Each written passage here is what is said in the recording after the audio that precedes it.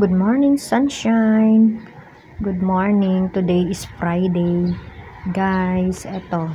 Tapos na nga akong maglaba. So, naisampay ko na. Hindi ko na lang ipinakita dito, guys. Pero natanaw ko yung maingay na nagtitinda na araw-araw ng isda dito sa amin. At dahil nga, a-attend ako ng meeting sa barangay hall para sa mga solo parent. So, guys, papunta na ako sa barangay hall ngayon umaga. Ngayon ay holiday, so walang pasok. Hindi gaanong madaming mga sasakyan, mga taong nagdara. O diba?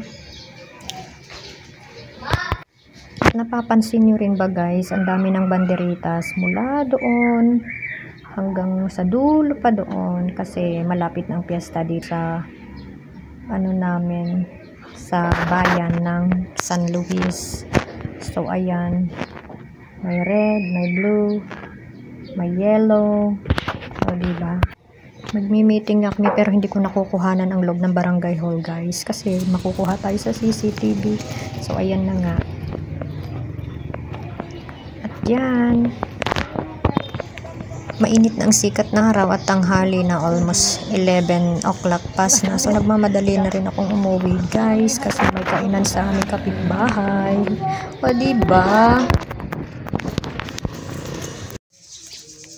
Dahil nakin-meeting, guys. Ang init.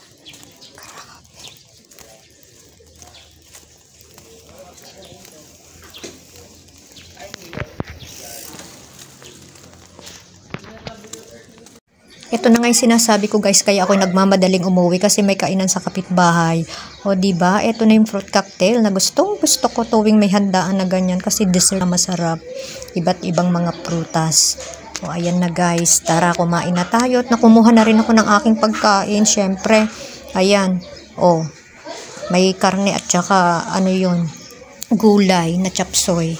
Of course, di mawawala natin. Diba?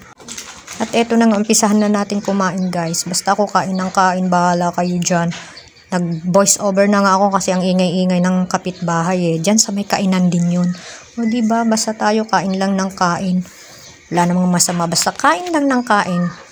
So thank you for watching guys. Follow more. God bless and happy weekend to everyone and all.